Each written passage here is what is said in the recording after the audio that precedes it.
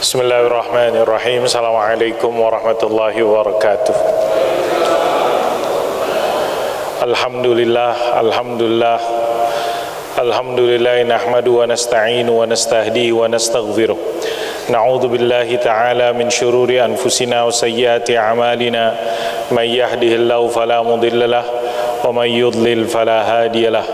Asyhadu an la ilaha illallah wahdahu la syarika lahu wa asyhadu anna sayyidana wa nabiyyana Muhammadan abdullahi wa rasuluhu la nabiyya ba'dah. Subhanaka rabbana la ilma lana illa ma 'allamtana innaka antal alimul hakim. Farzuqna ilma wa zidna fahma. Allahumma inna nas'aluka khaira ma fi hadhihi al-lailah wa khaira ma ba'daha. Allahumma inna na'udzubika min syarri hadhihi al-lailah syarri ma ba'daha. Allahumma inna na'udzu bika minal ajzi wal kasal, su'il kibar, adabin fin nar, adabin fil qabr. Allahumma asbaha ma amsa bina min ni'ma wa bi ahadin min khalqik fa inka wahdaka ya rabbana lakal hamdu wa lakal syukru. Allahumma inna nas'aluka ilman nafi'a, rizqan tayyiba, amalan salihan mutaqabbala. Allahumma barik lana fi sya'bana wa ballighna ramadana wa sallimna wal muslimina min qarana. Allahumma salli wa sallim wa barik ala sayyidina Muhammad wa ala ali sayyidina Muhammad walhamdulillahi rabbil alamin. Jamaah Masjid Al-Hidayah rahimakumullah, segala puja dan puji syukur kita panjatkan kehadirat Allah. Salawat dan salam kita sampaikan kepada Rasulullah sallallahu alaihi wasallam. Allahumma salli wa sallim wa barik alaihi. Kita udah ada di bulan Sya'ban. 20 berapa hari lagi Ramadan? 23, 24. Ya, antara itulah 23 kalau ke 24. Muhammadiyah udah mengumumkan Ramadan jatuh pada tanggal 13 ya kalau nggak salah, 13 April. Versi pemerintah kita tunggu sidang isbat dan seterusnya. Yang pasti kita akan puasa di bulan Ramadan, puasa wajib. Sekarang kita ada di bulan Sya'ban. Boleh gak puasa? Boleh juga, bagus. Tapi bukan puasa wajib. Puasa apa namanya? Puasa sunnah. Dalam keterangan para ulama membahas tentang bagaimana teladan Nabi Muhammad SAW di bulan Sya'ban. Salah satunya Nabi dikatakan dalam hadis banyak puasa sunnah. Bahkan ada keterangan yang dikatakan nyambung. Jadi kalau Nabi Muhammad itu dalam riwayat bisa jadi kata Ummul Mukminin Ummu Salamah radhiyallahu anha dalam sebuah hadis dikatakan tidaklah Nabi puasa 2 bulan kecuali bulan Sya'ban sama bulan Ramadan. Ada pemahaman demikian. Yang Sya'ban puasa sunnah, Ramadan puasa wajib. Sampai ada demikian. Sampai gitu Nabi Muhammad kalau udah ibadah, wah, kita jauh dari Nabi Muhammad. Meskipun demikian kita berusaha pengen meniru, mencontoh, meneladani sallallahu alaihi wasallam. Nah, ini sedikit tentang bulan Sya'ban. Bulan Sya'ban selain Nabi Muhammad, sehingga ada sahabat Usamah ibn Zaid radhiyallahu anhu dalam riwayat yang disampaikan oleh Imam An-Nasa'i rahimahullahu taala.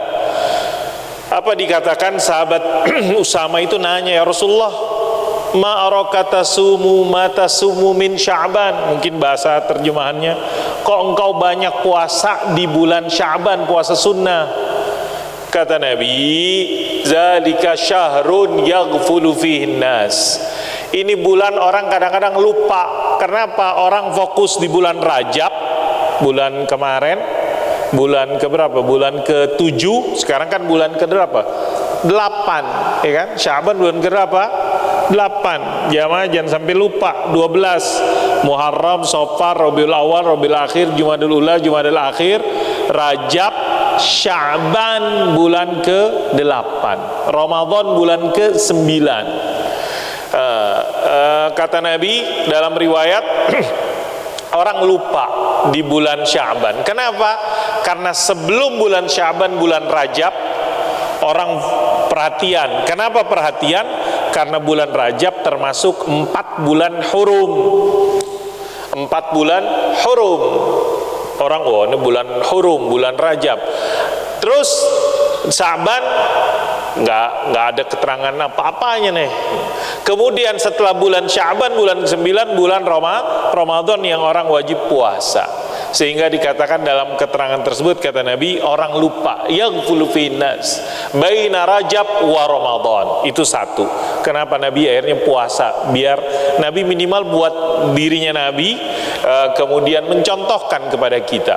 Kemudian satu lagi kata Nabi Muhammad sallallahu alaihi wasallam, syahrun turfa'u fihil a'mal. Bulan di mana amalan-amalan dilaporkan, diangkat kepada Allah Subhanahu wa taala. Dan kata Nabi, wa ana uhibbu an turfa amali wa ana shaim. Saya pengen ketika amalanku dilaporkan, disampaikan, saya dalam keadaan puasa. Ini alasan yang disampaikan oleh Nabi kenapa banyak puasa sunnah di bulan Sya'ban. Banyak puasa sunnah di bulan Sya'ban. Bahkan sampai ada keterangan Nabi puasanya full. Kemudian ada juga analisa yang disebutkan oleh para ulama rahimahumullahu ta'ala.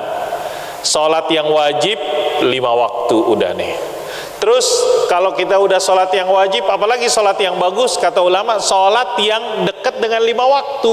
Apa itu? Sholat rawatib. Sebelum maghrib, habis maghrib kita sholat rawatib. Sebelum isya, habis isya, yang wajibnya isyanya, yang wajibnya maghribnya. Sebelum sudahnya ya menjadi rawatib. Bagus juga gara-gara ada yang wajib. Begitu juga puasa Sya'ban, gara-gara dekat dempet dengan bulan Ramadan, ada pemahaman disebutkan oleh para ulama sebagaimana rawatib jadi istimewa gara-gara dekat nempel dengan sholat fardu, begitu juga Sya'ban gara-gara nempel dengan Ramadan, maka dia juga jadi bagus, baik, ngikut, ngintil yang wajibnya bulan Ramadan. Bahkan sampai kata para ulama, kalau ada sholat yang baik setelah kalau sholat fardu jelas, terus apalagi sholat yang bagus, kata ulama ya sholat rawatib bagus. Karena apa? Dekat dengan sholat fardu, dekat dengan sholat fardu. Sehingga ada pemahaman bagus juga. Itulah salah satu keistimewaan ataupun kebaikan yang diberikan di bulan Sya'ban. Satu lagi yang saya ingin sedikit sampaikan tentang bulan Sya'ban yang disebutkan oleh para ulama. Di bulan Sya'ban itu dikatakan adalah bulan dulu turun ayat Nabi Muhammad, ayat kepada Nabi Muhammad yang berbunyi, innallaha wa malaikatahu yusalluna 'alan nabi. Surat ataupun ayat di surat Al-Ahzab kalau nggak salah, ayat yang memerintahkan kita untuk berselawat kepada Nabi Muhammad sallallahu alaihi wasallam itu turunnya di bulan Sya'ban. Sehingga disimpulkan oleh para ulama, bulan Sya'ban juga dikenal dengan bulan berselawat kepada Sayyiduna Maulana Rasulullah sallallahu syahrus salati wassalami ala nabi. Kenapa? Karena dulu sejarahnya ketika di bulan inilah turun ayat innallaha malaikatahu yusalluna 'alan nabi ya ayyuhalladzina amanu sallu 'alaihi wa sallimu taslima Allahumma salli wa sallim wa barik ala sayyidina Muhammad. Ini sedikit bulan Sya'ban. Sebenarnya ada beberapa hal tentang bulan Sya'ban, cuman nanti aja kan banyak ustadznya di sini. Biar ustadz-ustadz yang lain yang membahas juga tentang bulan Sya'ban. Kalaupun udah ya tadi mudah-mudahan menguatkan. Selain tadi dikatakan bulan sholawat, bulan Sya'ban itu yang dikatakan dulu turun tentang ayat tahwilul qiblah. Kiblatnya dirubah dari ke Masjidil Aqsa ke Masjidil Haram. Itu ayat yang turunnya ayat perintah pindahkan arah kiblat minal fawalli wajhaka syartal Masjidil Haram, dari yang sebelumnya ke Baitul Maqdis Al-Masjidil Aqsa ke Masjidil Haram. Itu dikatakan juga di bulan Sya'ban. Yang sekarang kita ada di bulan Sya'ban. Kenapa dinamakan Sya'ban? Kata ulama, Sya'ban itu gara-gara artinya adalah yatasya'abun, yatafarraqun, mereka bercerai-berai, berpisah-pisah, bertebaran mencari air dulu. Itu salah satu makna kenapa dinamakan Sya'ban, karena dulu bangsa Arab di bulan ini yatasya'abun, ada keterangan demikian, fil gharat, di goa-goa untuk mencari air. Ada juga secara bahasa karena dia artinya tampak timbul di antara dua bulan, bulan Rajab dan bulan Ramadan, di antara bulan Rajab dan bulan Ramadan. Ada bulan Rajab udah lewat, sekarang kita di bulan Sya'ban, bulan depan adalah bulan Ramadan. Bulan Rajab yang bagus di mananya di bulan Rajab? Kata ulama di 10 hari pertamanya di bulan Rajab. Sehingga ada keterangan termasuk doa bagus, doa di malam pertama di bulan Rajab. Kalau bulan Sya'ban pertengahannya, karena ada nisfu Sya'ban. Karena ada nisfu Sya'ban. Kapan jadinya nisfu Sya'ban? Malam apa berarti nisfu Sya'ban? Oh, di sini nggak ada nisfu. Nggak apa-apa, nggak ada maksudnya. Nisfu Sya'ban kita tahu pertengahan dari bulan Sya'ban. Berarti jatuhnya kapan? Malam apa nih berarti malam nisfu. Kalau sekarang kita tanggal 6 atau 7 kira-kira itu kan malam pertengahan. Jatuhnya kira-kira malam Senin mungkin. Kurang lebih perkiraan saya ngelihat kalender, kurang lebih perkiraan malam Senin, bukan malam Senin, malam Senin yang akan datang tuh pekan lagi. Pertengahan, benar, nggak tahu, bisa dilihat malam Senin atau malamnya. Nisfu Sya'ban. Jadi katanya di bulan Rajab di 10 hari pertama yang bagus. Kalau di bulan Sya'ban, gara-gara ada nisfu Sya'ban, ada di 10 hari pertengahannya. Itu bulan Rajab, bulan Sya'ban. Kalau di bulan Ramadan, tentunya di 10 hari terakhirnya, gara-gara ada Lailatul Qadar. Ini para ulama menyebutkan. Jadi di 3 bulan berturut-turut nih, Rajab, Sya'ban, Ramadan, ada yang istimewanya Rajab katanya di 10 hari pertama, kemudian Sya'ban di 10 hari pertengahan, kemudian Ramadan di 10 hari terakhirnya. Sya'ban kenapa di pertengahannya? Gara-gara ada nisfu Sya'ban. Banyak hadis-hadisnya, banyak juga yang dikritisi, banyak juga yang gara-gara ada banyak hadis, sehingga dalam teorinya para ulama ketika banyak, ini bisa menjadi sebuah kekuatan tersendiri. Sehingga mayoritas secara sederhana yang disebutkan dalam sebuah buku bisa disimpulkan, ya malam gampang bagi Allah untuk memberikan keistimewaan kepada suatu waktu tertentu, termasuk kepada malam yang disebut dengan malam Lailatul Nisfi min Sya'ban, malam malam 15 di bulan Sya'ban. Sehingga dalam buku yang saya baca, mayoritas para ulama menyatakan benar ada keutamaannya. Hanya saja para ulama berbeda pendapat. Pertama tadi menyatakan dia kemuliaannya atau enggak. Ada yang menyatakan tidak, ada yang menyatakan iya berdasarkan derajat kualitas daripada hadis-hadis yang mereka kaji. Rahimahumullahu taala. Kemudian bagi yang menyatakan keistimewaannya daripada malam Lailatul Nisfi min Sya'ban, mereka juga berbeda dalam bagaimana cara kita menghidupkan malam tersebut. Menghidupkan malam dari dulu ternyata disebutkan dalam kitab, dulu di generasi tabi'in ada yang dia menghidupkannya dengan di masjid bareng-bareng, ada yang enggak, dia melakukannya secara individu personal. Udah ada keterangan demikian. Jadi di situ dipahami dalam keterangan tersebut, ya ini ada malam istimewa, cuman bagaimana cara menghidupkannya, di situ ada keterangan perbedaan para ulama salaf as-saleh rahimahumullahu taala. Bagi kita pesannya minimal adalah bagaimana tetap terus kita semangat beribadah kepada Allah Subhanahu wa taala. Bagaimana Allah mengingatkan kita dengan bulan Sya'ban ini dikit lagi bulan Ramadan, sehingga ketika Nabi Muhammad banyak puasa sunnah, dipahamin latihan kita melakukan amal ibadah. Mudah-mudahan kalau kita di bulan Sya'ban banyak puasa sunnah, di bulan Ramadan lebih gampang lagi melaksanakan amalan-amalan yang disyariatkan oleh Allah Subhanahu wa taala. Semoga kita diberkahi di bulan Sya'ban ini, disampaikan ke bulan Ramadan dalam keadaan sehat wal afiat. Amin amin ya rabbal alamin. Jamaah Masjid Al-Hidayah, bukunya udah kelar saya baca ini semuanya nih di hadapan jamaah. Jadi dari kumpulan kisah yang ditulis, yang disusun oleh Dr. Umar Sulaiman bin Abdullah Al-Ashqar rahimahullah ta'ala, kumpulan kisah tersebut kurang lebih ada 50-an hampir 57 hadis. Alhamdulillah sudah selesai, seingat saya kita bacakan.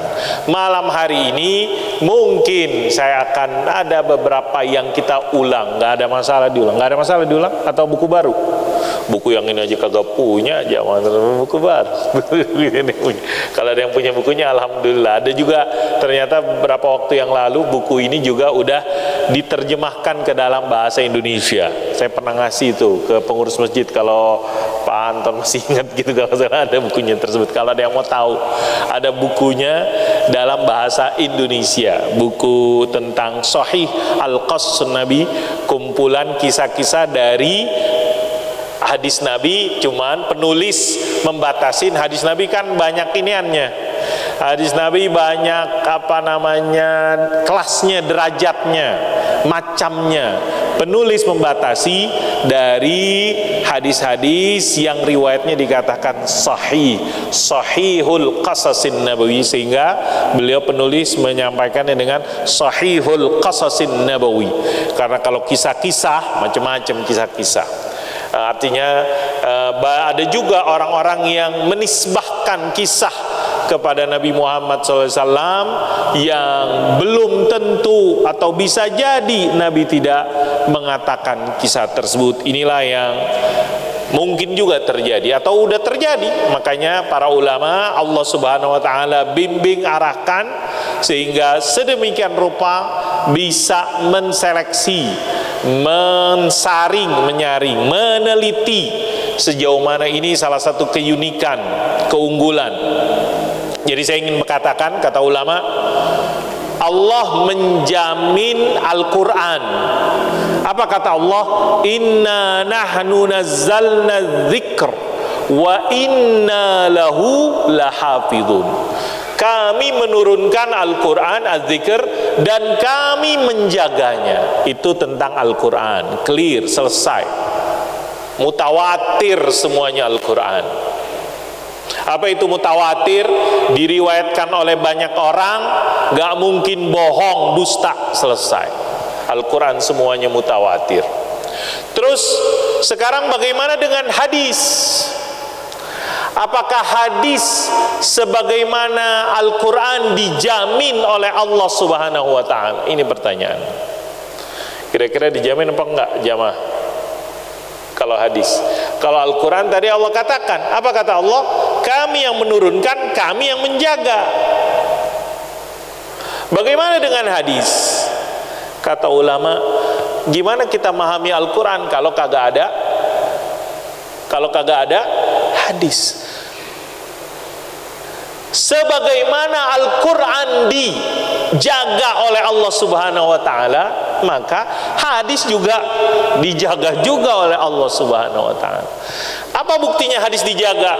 Masya Allah, ilmu hadis, rumpun ilmu hadis sedemikian banyak cabang-cabangnya. Saya dulu bukan kuliah jurusan fakultas hadis atau usuluddin. Mungkin kalau ada yang jurusan hadis fakultas hadis usuluddin tahu tuh betapa banyak cabang-cabangnya daripada ilmu hadis tersebut. Ini menjadi salah satu contoh sederhana saja bagaimana Allah menjaga juga apa yang disebut dengan hadis Nabi Muhammad SAW, sehingga kita sekarang di zaman kita, kalau ada yang mau saja, kalau ada yang mau meneliti silahkan. Apa sumbernya, rujukannya tersedia, mau apa enggak tersebut. Para ulama rahimahumullah ta'ala, sehingga kita sampai kepada sekarang sederhananya kita orang awam, hadis tersebut kalau kita ahlu sunnah, kalau udah dikatakan muttafaqun alaihi, riwayat Imam Bukhari dan Muslim, udah inilah ulama apa umat ini udah talaqqatul ummah bil qabul, udah diterima oleh umat ini, kata para ulama rahim. Ini menjadi bukti sebagaimana Al-Quran dijaga oleh Allah Subhanahu wa ta'ala, begitu juga hadis-hadis Rasulullah Sallallahu Alaihi Wasallam, sehingga Allah hadirkan sosok-sosok seperti Al-Imam Al-Bukhari, Al-Imam Muslim, dan imam-imam hadis lainnya sampai saat ini. Banyak tuh ulama-ulama, syekh-syekh, doktor-doktor, profesor-profesor, pakar-pakar yang mengapain namanya, meneliti, mengkaji, menulis tentang hadis-hadis Rasulullah SAW, sehingga kita bisa baca sekarang hasilnya, nikmatnya gara-gara jasa para ulama terdahulu sampai detik ini. Sehingga ketika ada hadis Nabi, dengan kalau kita mau, kita bisa meneliti apakah hadis tersebut otentik, valid, otoritas dan seterusnya. Di kitab hadis mana dulu? Kitab hadis juga nggak hanya terbatas hadis Sahih Bukhari dan hadis Sahih, nggak hanya terbatas itu juga, keliru juga. Kalau kita membatasi hadis itu cuman yang ada di Sahih Bukhari dan Sahih Muslim, enggak. Kenapa? Karena Imam Bukhari dan Imam Muslim nggak pernah mengklaim hadis itu cuman ada di apa yang mereka kumpulkan, tidak pernah. Tidak pernah. Mereka bahkan mengatakan, saya menghafal misalnya ratusan ribu hadis, kemudian yang saya taruh di sini cuman berapa ribu. Kenapa? Karena yang sesuai kriteria-kriterianya menurut saya, yang syarat-syarat, ketentuan-ketentuan dalam ilmu saya ini yang kuat, inilah yang saya. Yang lain yang kuat bisa juga ada, cuman beda dengan kriteria saya, belum tentu saya cantumkan. Ada juga banyak yang kayak gitu. Sehingga para ulama tidak mengatakan kalau hadis cuman di Bukhari Muslim, enggak. Ini misalnya ada kutubus sittah, selain Imam Bukhari, Imam Muslim, ada Tirmizi, Abu Daud, Ibnu Majah, Nasai, tambah lagi ada yang 9, tis'ah, ditambah Sunan Ibnu Ibn dan Darimi dan seterusnya. Banyak ulama buku-buku sunnah-sunnah hadis tersebut. Ada juga Musnad, Al-Imam Ahmad punya karangan Musnad, Imam Ahmad bin Hambal rahimahullah ta'ala, dan yang lain-lainnya. Kalau Al-Quran bukunya jelas satu, kalau hadis bukunya, Al-Quran kan jelas nih, misalnya ini Al-Quran yang kita cetak. Kalau hadis nggak ada yang mengklaim hadis itu cuman Riyadus Shalihin, nggak, jauh lagi. Apalagi generasi Imam Nawawi rahimahullah ta'ala udah generasi yang jauh beberapa abad setelah Imam Bukhari rahimahullah ta'ala.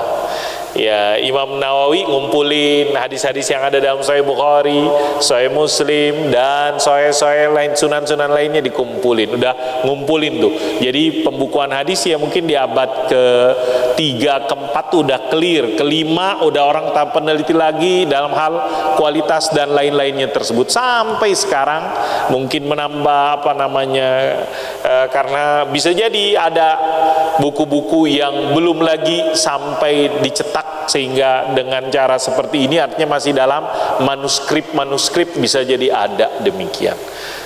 Yang pasti saya ingin katakan, sebagaimana Al-Quran dijaga oleh Allah Subhanahu wa ta'ala, hadis juga dijaga oleh Allah Subhanahu wa ta'ala. Kenapa demikian? Ini terikat ini dalam pengertian Al-Quran tidak bisa kita pahami kecuali juga dengan memahami hadis Nabi Muhammad SAW. Kalau Al-Quran dijaga, hadisnya kagak dijaga, waduh, bisa jadi ada yang cacat nih di sini. Sehingga misalnya hadisnya macam-macam, kagak jelas, hadisnya nauzubillah, hadisnya palsu, disuruh menjelaskan Al-Quran, kayak gimana jadinya? Al-Quran yang sifatnya mutawatir, kemudian dengan hadis yang kagak jelas. Makanya di hadis tersebut para ulama punya kriteria klasifikasi dan seterusnya, ketentuan dan seterusnya, sehingga tadi hadisnya juga dijaga oleh Allah Subhanahu wa taala. Ada hadis-hadis yang mutawatir dan banyak banget hadis-hadis yang bukan mutawatir. Kalau ada hadis mutawatir tentunya kuat. Nah, hadis-hadis yang bukan mutawatir, yang ahad, itulah yang banyak lagi. Dan alhamdulillah Allah hadirkan mereka-mereka para peneliti, para ulama rahimahumullah, yang mengkaji, yang meneliti, yang menseleksi, yang menulis, yang memudahkan kepada kita sehingga saat ini kita bisa membacanya, mengambil buah manfaat-manfaat dari hadis-hadis yang disampaikan oleh Rasulullah sallallahu alaihi wasallam, termasuk saking banyaknya hadis-hadis yang berhubungan dengan kisah yang disampaikan oleh Nabi. Nabi cerita tentang kisah sebagaimana Al-Quran. Ada gak cerita di Al-Quran? Ada. Di hadis juga ada cerita. Di Al-Quran ada cerita tentang Nabi. Ada gak di hadis cerita tentang Nabi? Ada juga. Melengkapi. Cerita yang ada di Al-Quran kadang bersifat global. Cerita yang di dalam hadis melengkapi. Contoh misalnya, silakan dibuka salah satu cerita yang menarik tentang cerita Nabi yang disebutkan di dalam Al-Quran. Bapak Ibu sekalian, cerita tentang hadis di sini nomor 9. Nah, saya demen nih cerita ini nih. Yang itu yang Allah Subhanahu wa taala sebutkan di dalam Al-Qur'an. Mana tadi? 91 tuh.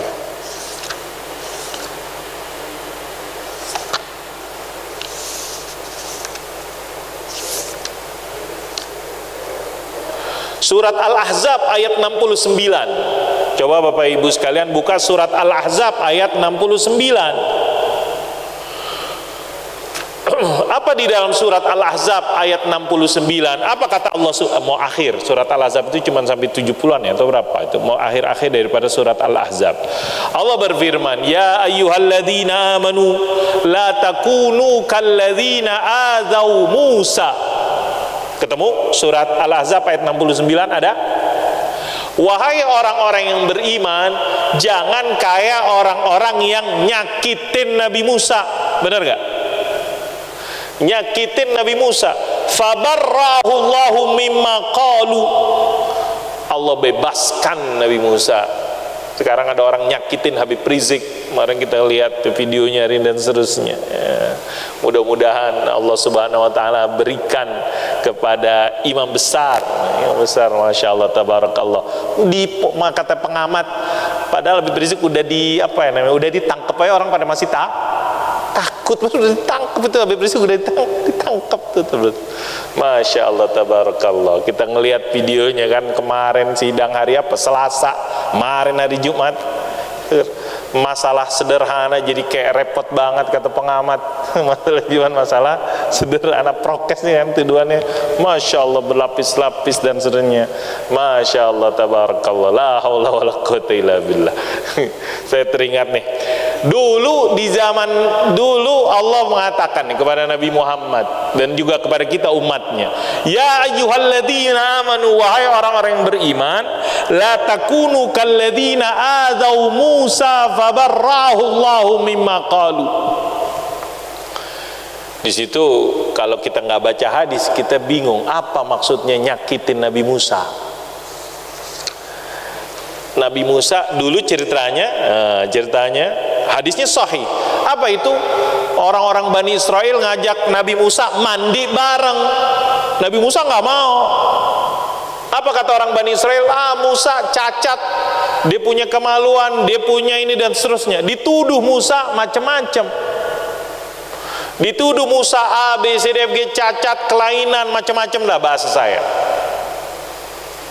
Kemudian suatu saat, karena mungkin di zaman Nabi Musa belum ada toilet zaman kita, Zaman dulu orang mandi gimana? Ya udah kagak ke toilet. Nabi Musa mandi, dia nggak bareng-bareng sebagaimana orang Bani Israel tersebut. Dia mandi, bajunya ditaruh di atas batu.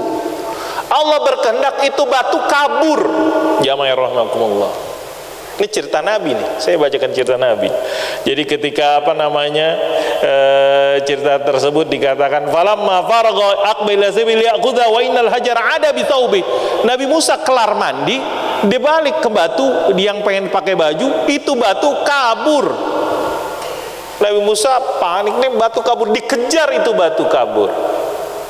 Yang bawa pakaiannya Nabi Musa, dengan tongkatnya tersebut dipukulin itu batu. Ketika kabur itu orang lihat Nabi Musa dibilangnya kagak mau mandi bareng gara-gara cacat, kelainan, penyakit dan seterusnya. Nabi Musa kabur mengejar batu, yang Nabi Musa lari mengejar batu, atau dikatakan dalam hadis wa innallaha rada ayyubarri'ahu, Allah subhanahu wa ta'ala membebaskan Nabi Musa dari apa yang dituduhkan oleh Bani Israel.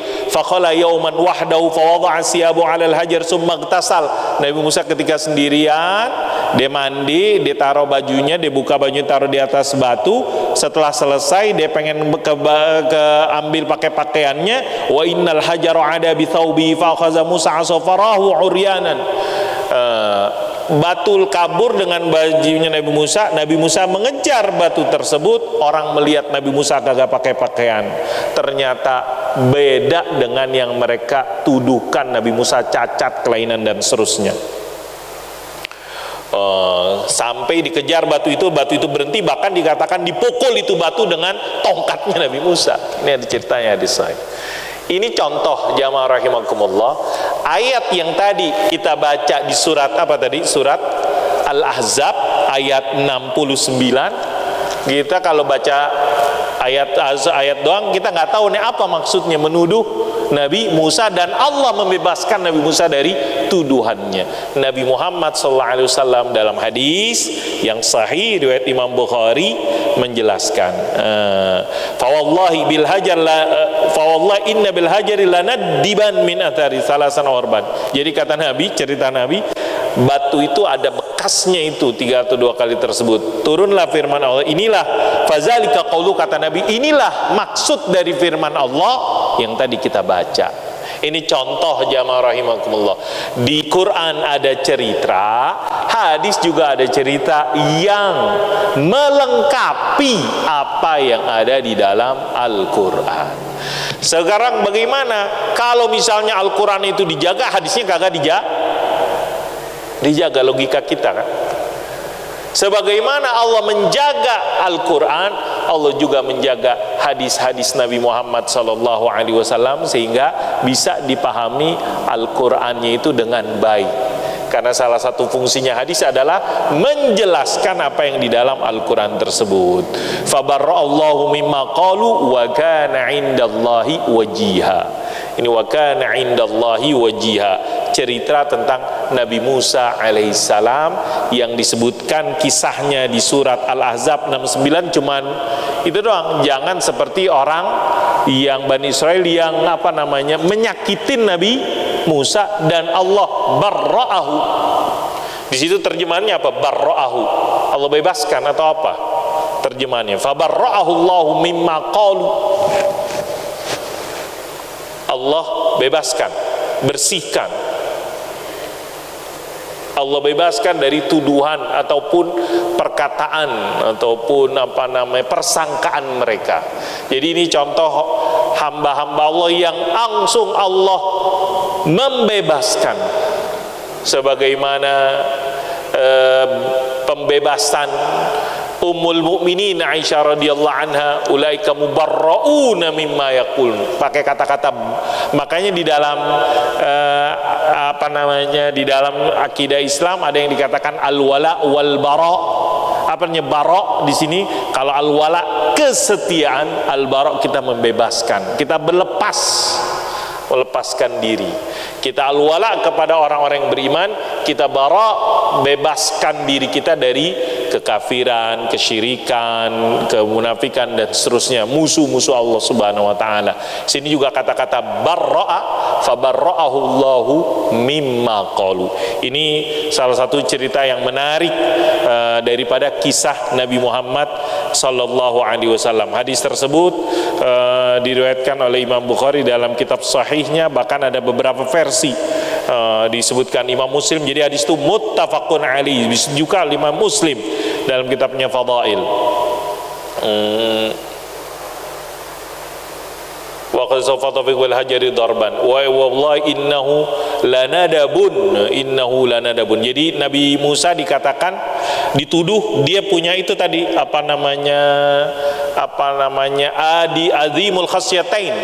Apa dikatakan Nabi Musa dituduh dia punya testis ya, kan kalau laki-laki itu kan ada biji kemaluannya. Biji kemaluannya itu dikatakan kalau gede, kalau kelainan apa situ? Penyakit apa tuh situ? Hah? Mulut atau apa istilahnya? Itu dikatakan azimul khasyatain. Nabi Musa dituduh dia punya biji kemaluan gede, sehingga dia kagak mau bergabung dengan kita nih, kata orang-orang Bani Israel, mandi bareng dan seterusnya. Dikatakan belang, pokoknya cacat, kelainan dan seterusnya. Itu tuduhan yang disebutkan dalam riwayat hadis. Karena orang Israel biasa itu yang tasiluna auratan, lihat Nabi Musa Allah jaga, Allah pelihara nih Nabi Musa sendirian kagak mau, sehingga mereka komen, mereka tuduh, mereka katakan karena Nabi Musa tadi adar, dalam riwayat itu dikatakan wa fi riwayatin adar itu artinya tadi azimul khasyatain, ada yang mengatakan yang lainnya tersebut. Semoga ada manfaatnya. Ini mengulang aja kisah-kisah tersebut sampai saya cari buku lain yang lebih pas membahas tentang hadis-hadis Nabi Muhammad sallallahu alaihi wasallam. Bismillahirrahmanirrahim. Alhamdulillahirabbil alamin. Allahumma shalli wa sallim ala sayidina Muhammad wa ala ali sayidina Muhammad. Allahumma anfa'na bima 'allamtana, 'allimna ma yanfa'una, warzuqna ilman yanfa'una. Na'udzubika ya rabbana min ilmin la yanfa'u, min qalbin la yakhsha'u, min nafsin la tashba', wa min du'ain la yusma', wa na'udzubika ya rabbana min ha'ula'il arba'. Rabbana taqabbal minna innaka antas samiul 'alim, tub 'alaina innaka antat tawwabur rahim. Allahumma ansur man nasar din, Allahumma ansur Habib Rizik Syihab ya rabbal alamin. Allahumma qawwihi wahfazhu ya rabbal alamin. Allahumma atliq sarahahu ya rabbal alamin. Allahumma innahu mazlumun fansurhu ya rabbal alamin. Rabbana atina fid dunya hasanah wa fil akhirati hasanah wa qina adzaban nar. Sallallahu ala sayidina Muhammad wa ala ali sayidina Muhammad walhamdulillahi rabbil alamin. Subhanakallah bihamdik, syadu an la ilaha illa anta astaghfiruka wa atubu ilaik. Assalamualaikum warahmatullahi wabarakatuh.